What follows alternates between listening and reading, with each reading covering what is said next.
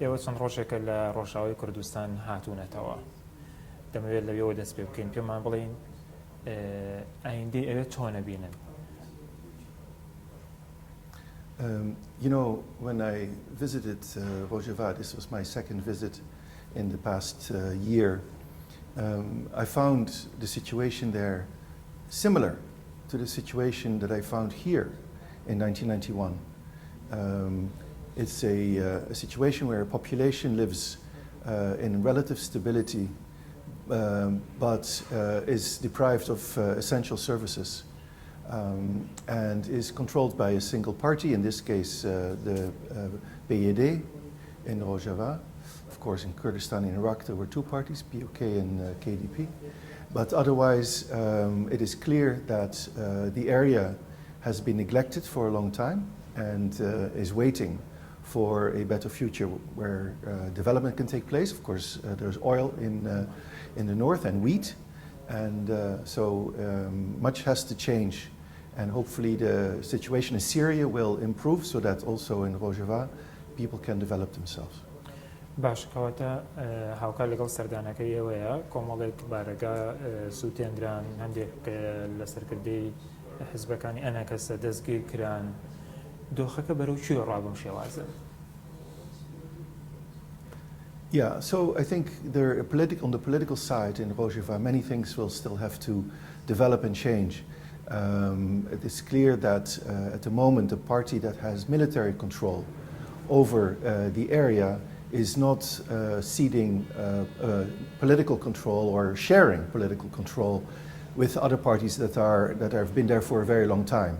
And so when I was there, I met with the Kurdistan Democratic Party of Syria and some other parties, and yes, they are going through a very difficult time right now, but I think that in order to resolve those problems between the PYD and the local Kurdish parties, there has to be also an overall understanding and agreement between the KRG here in Iraqi Kurdistan and the PKK in Kandil. بەڵێ باشە دەڵێ حیزبێکەیە لەوێ دەسەڵاتی گرتوتە دەست و هاوبەشی ناکات لەگەڵ ئەوانی ترە ئێوە لێتان نەپرسیون بۆ هاوبەشی ناکات سەبەب چییە ئەوەی ئێوە تێگەیشتون؟ Well, first of all, in terms of the security, they have been in control since the last 4 or 5 years, and they have been the only ones that have been capable of providing security. And they don't want any outside parties from Iraq or elsewhere to control Syria, northern Syria.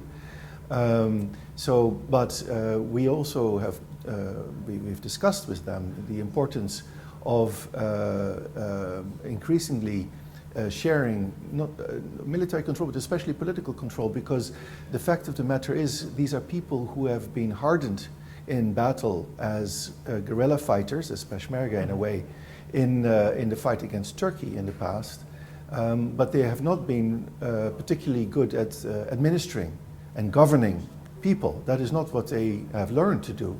And so they need to work with the local population and with local professionals who have been trained. But unfortunately, because they are imposing their political control and with an ideology that many people do not accept, many of the capable administrators are not willing to make the switch. And so this has to change. بس پرسیارەکەی من ئەوەیە کە وەڵامی ئەوان چییە بۆی کە بە تاک ڕەوانە دەسەڵاتیان گرتووە دەست لە ڕۆژاوە هیچ وەڵامێکتان لەوان بیستووە لە پێدا؟ So I think for the PYD, what is they are feel besieged by from the Iraqi side, from the KDP KRG, from the Turkey side by Turkey, which is clearly an enemy of the PKK. They also don't have a good relationship with the regime in Syria, and so as long as they feel under siege, they are scared to share power in any way. I think in order to come to a political deal, they will first have to feel that they have no way out, and that in fact they have no choice but to make a deal. But they may make a deal not with Iraqi Kurdistan, but with the regime of Bashar al-Assad and the Russians. So the power sharing may not happen, and I think we need to push them in that direction, not only by military pressure, but also by positive incentives. زۆر باشە. ئێوە بەرپرسانی ئەمریکاتان بینیوە لەبارەی ڕۆژاوای کوردستان و پێدەوە قسەتان لەگەڵ کردوون. ڕای بەرپرسانی ئەمریکا چییە؟ You know, the Americans have gotten themselves into a tangle because their primary interest at the moment in the Middle East is to fight Daesh. And so they will put all their resources on that. And that sometimes makes for very strange alliances, strange bedfellows, as we say in English, where the United States finds itself in alliance with the YPG, which is clearly linked to the PKK. And the PKK is a terrorist party, according to the US government. So at the same time, the United States government has a long and strong and good relationship with the KRG and with the Kurdish parties here. And so it has to play a balancing act between the two, and with Turkey as well, which is a NATO partner. So it's in a very difficult situation, and it's trying to keep both sides sort of happy, but it wants to provide military support to the YPG so that it can fight the Daesh in Raqqa and in Manbij and in Deir ez-Zor. So as long as that happens, it will play that balancing act. But when that fight is over, both in Mosul and in Raqqa, I think the United States will leave. And then you need to find a way to work out your differences between yourselves. باشە کەواتە هەر ئەوەی کە خۆت دەڵێ یان وتوتە ئەوە تەنها کۆنتراکتێکی با بڵێن جەنگیە سەربازیە لە نێوان ئەمریکا و یەپەگە و پەیەدەیە تەنها ئەمەیە شتی دیکەی لە پشتەوە نییە. You know, the PYD and the YPG have political aspirations as well. I think that until now, they have allowed themselves to be treated as if they are a security company. In other words, they are doing the work that the Americans want them to do in areas that are of no interest to the PYD. For example, Raqqa and Deir ez-Zor is not Kurdish areas, they have no interest. But they are doing it because they are getting weapons from the United States, and they hope that with that support also comes political support. For example, the priority for the PYD is to make a land bridge from Kobani and Jazeera to Afrin. But the United States is not ready to help them with that. And as I said, the moment Daesh is defeated, the United States will leave the area. But I don't think that the PYD believes that. I'm not sure. ئێستا پێدە بە تایبەتی با بڵێن پەیوەندیان لەگەڵ هەرێمی کوردستان و پارتی دیموکراتی کوردستان لە هەرێمی کوردستان خراپە. وەکو خۆش دەڵێ جۆرێک لە حەزبە مەترسیەکان لە دەوروبەریان. پێدە چی بکات بۆ ئەوەی هاوپەیمانەتەکەی لەگەڵ ئەمریکایە بەردەوام بێ لەگەڵ هەرێمی کوردستانە هاوپەیمانەتێکی باشی هەبێ ئەو بتوانێت بکرێتەوە بەڕووی دەرەوەی خۆیە. So I think, first of all, there are ongoing discussions between the KRG and the PYD, but it hasn't led to a agreement that holds. We have seen the Erbil 1 and Erbil 2 and the Hook agreements, but they have all fallen apart.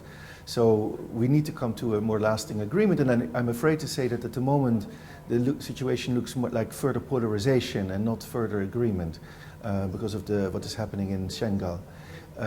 But I think what may bring the PYD into a more political process is the realization that the majority of the people of the PYD and YPG in northern Syria are Syrians of birth, and so they also have an interest in a solution in Syria that benefits them, that serves them, and serves the people of Syrian Kurdistan.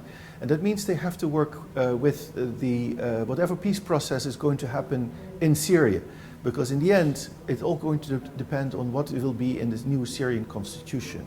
And if they play that game, then of course they also need to play with their neighbors, and that includes Iraq. پێت وایە کە ڕۆژاوای کوردستان وەک هەرێمی کوردستان ببێتە de factoێکی دەستوری لە سووریا؟ You know, it has the potential. It could be, but it's different. Every Kurdish part of the original Kurdistan, if you want to call it that, in the four countries is different and has different situations. So it is not easy to compare them.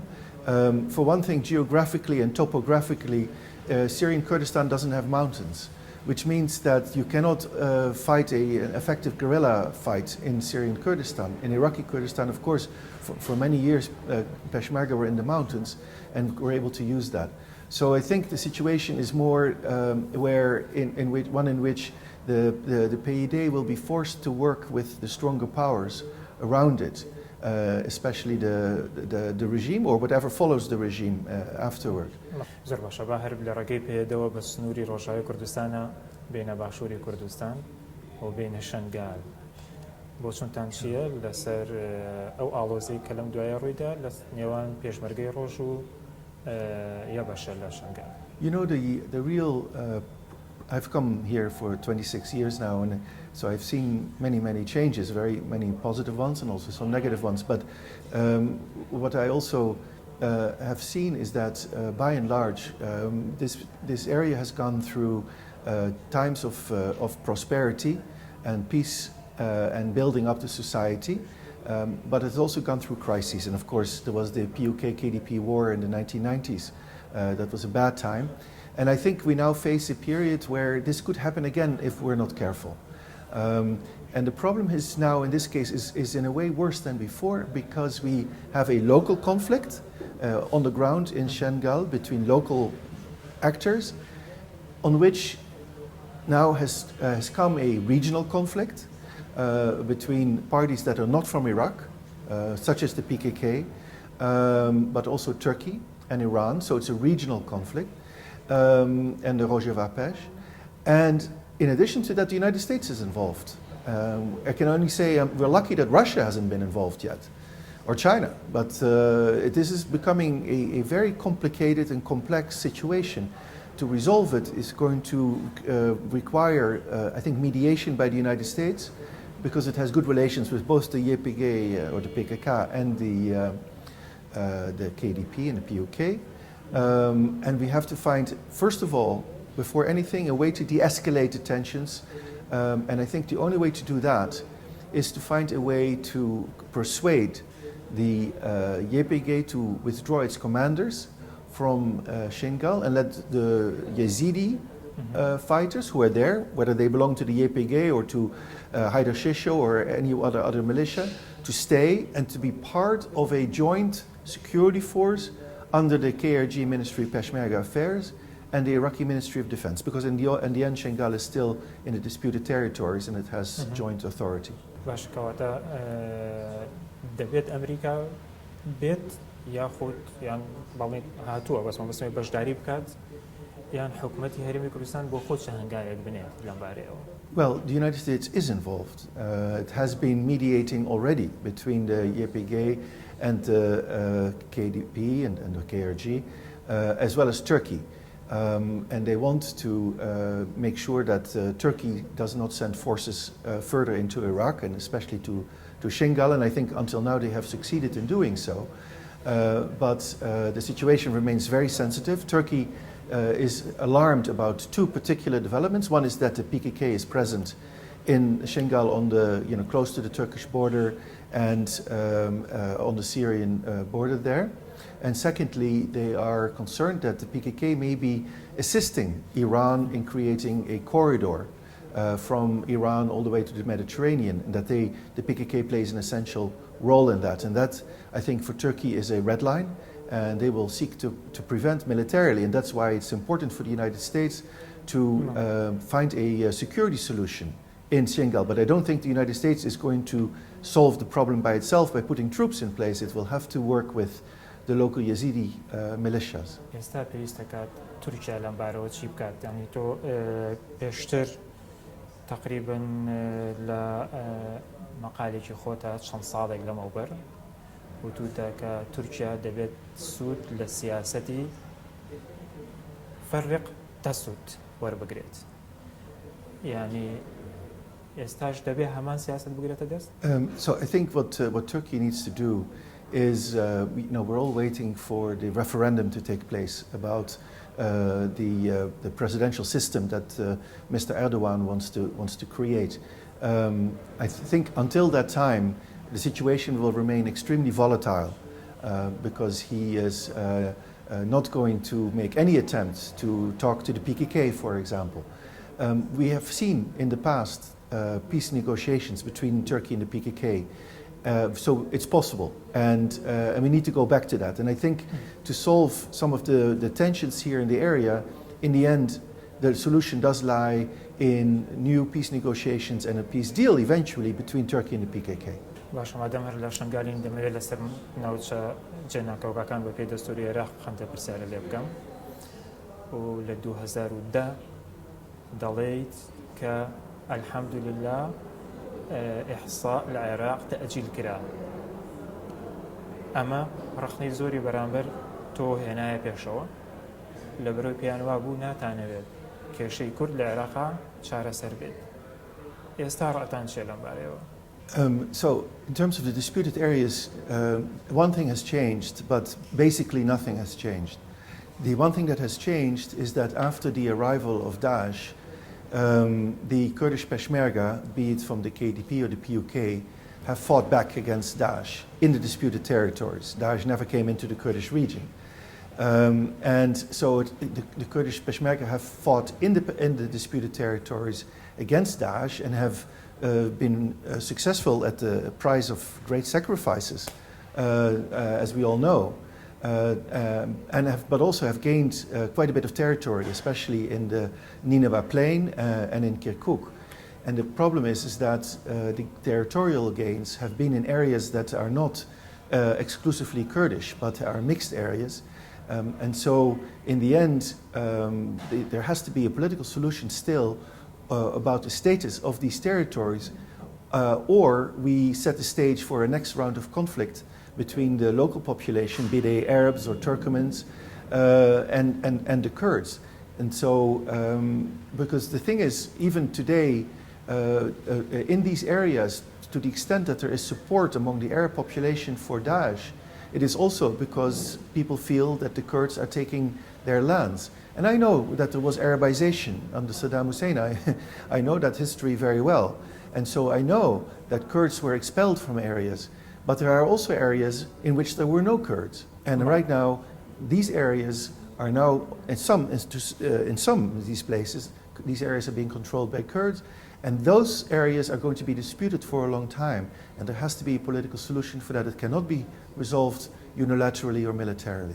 باش رأي تۆ لەو کاتەیە با بڵێن لە 2010 ئەوە بووە کە ئیحساء لە عێراقا تەکەتولات دروستەکە جیابوونەوە دروستەکە بۆی پێت وا بووە پێت باش بووە عێراقێکی موحەد بمێنێتەوە ئێستاش ئیحسا و سەرژمێری لە ناوچە جێناکۆکەکان عێراق پارچە پارچاکات.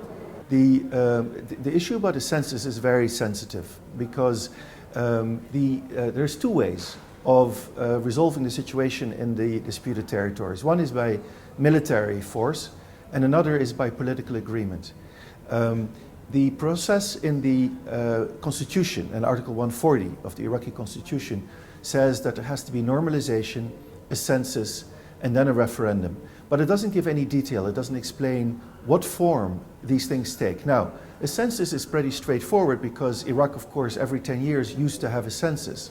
And so this should happen again, should have happened again, it hasn't happened, and that is a serious problem. It should happen. But the reason why it hasn't happened is because people understand very well that if you start counting people by their ethnicity, then this is tantamount to saying, okay, there is 60% Kurds here, and therefore this area is Kurdish and should belong to the Kurdish region. And this area is 40% Kurdish, so, well, we'll have to find a power sharing arrangement. And this area is 5% Kurdish, so, well, maybe Baghdad can control it, whatever. I'm just making up these numbers. But that is very dangerous, because if you do it just by demography, you end up in a situation where people will always disagree and have civil war. And with a referendum that is based on this, you have the same problem. So the way around that, and which the United Nations has proposed after 2007, and that we as International Crisis Group supported, is for the parties on both sides, and Baghdad and KRG in particular, to come to a political agreement in Kirkuk and the other disputed territories, and then have a referendum where the question on the referendum is do you, people of this area, agree to this political agreement or not? And then, of course, if it's a consensus-based political agreement, people will vote yes. And then you will have a peaceful resolution to the conflict of the disputed territories. کەواتە ئەگەر ڕیفراندۆم قورس بێ گران بێ یان با بڵێن مەترسیدار بێ بۆ ناوچە جێناکۆکەکان ئەی ڕیفراندۆم بۆ سەربەخۆی کوردستان پێ دوایە چییە؟ Yeah, that's a different matter. I mean, an independence referendum is quite separate, of course, and you need to decide, with the referendum in which areas that is going to be held. So you have to take certain decisions, and you have to have a free referendum, of course. But for that, you may need to have international monitoring, and you may have to have other forms of international legitimacy. And I'm not sure at this point that the United Nations, for example, is prepared to go along with that. But I think it has an important symbolic effect if you hold a referendum and people vote, let's say overwhelmingly for Kurdish independence. That has a strong moral impact. But in the end, what is of course maybe more important is whether outside countries will accept Kurdish independence. And I think the key here is to get the acceptance of Turkey and Iran. And I'm afraid to say that it doesn't look like Turkey and Iran will accept Kurdish independence anytime soon. So, that is the predicament of the Kurds for the last 100 years.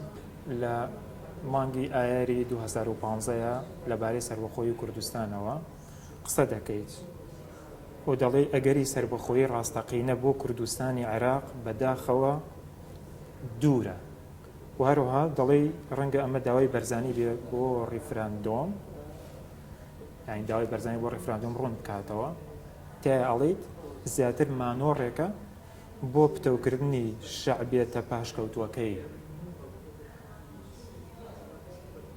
مانۆڕە یاخود مەترسی دەوروبەر هەیە؟ Well, I think that Mr. Barzani is in a difficult position because clearly the ambition, the aspiration for independence exists here. And frankly, why shouldn't the Kurds be allowed to be independent? Like any people in the world, they have the right to self-determination and the right to exercise that right to self-determination. But the problem is that it's not just a matter of a right, but also a matter of power. And the power realities in the region at the moment do not allow for it. And I think Mr. Barzani is a very smart political man who understands the realities in the region. And he knows that despite the right for the Kurds to be independent, that at the moment the circumstances, the conditions do not allow for it. And so if he at the same time calls for independence and says and reaffirms the right of Kurds to independence, he is essentially keeping alive the notion internationally that the Kurds have the right to independence. But I have a hard time believing that he believes that this is possible any time in the future. باشە جاران دەتانوت کە کەرکووک بەرمیلە باروتە. ئێستا پێتان وایە کە کوردستان بەگشتیانی باشووری کوردستان بەرمیلە باروتەکەیە بەتایبەت لە مەوزوعی سەربەخۆیی؟ No, I don't think so. First of all, because I don't think there will be a Kurdish independence declaration now.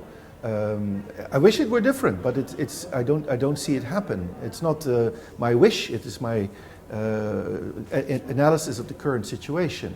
But Kirkuk has been a dangerous situation, and it continues to be the main conflict between Baghdad and Erbil, and that needs to be resolved. At the moment, I am more worried in the immediate future about the situation in Shengal. Because if that is not handled carefully, it could lead to a very serious conflict between the PKK and the KDP, and then maybe other parties as well. زۆر چاکە دەمێت دوا پرسیارت لێ بکەم زۆر لە لایەنی دیکە جەخت دەکەن و لەسەر ناوخۆی هەرێمی کوردستان بە تایبەتی قەیرانی ناوخۆی ئێوە بۆ چونتان چیە و پێویست دەکات چی بکە هێزە ناوخۆیەکان لە هەرێمی کوردستان؟ Often they say that when there is a common enemy, the internal divisions are temporarily resolved and parties come together. And after 2003, the common enemy was Baghdad. It wasn't really an enemy, of course, because the parties were going to Baghdad and being part of the Iraqi government, but there was an opportunity to work together. The Kurds had to have unity against Baghdad in order to be effective and to secure the autonomy of the Kurdish region. And I think have been very successful in that, indeed. So what happened after Daesh came into the area instead was not further unification of the KDP and PUK. And the reason for that is because Iran and Turkey became directly involved in this as well, and they have used the divisions inside the Kurdish region to widen those divisions, and that's very dangerous. Now, the new threat, because Daesh is now on the defensive and hopefully will be defeated, the new threat is the PKK, because it also has ambitions, and it is now present in Shingal and in Mahmur and in Kirkuk, and then of course in Kandil. And that is a change from the past, and that is presents a threat to both the KDP and the PUK. So I know there are discussions now to bring the parties back together, but I think in order for that to happen, or as part of that, it is not just the military getting together, but also the parliament has to be revived, and there has to be elections and a transition at the top.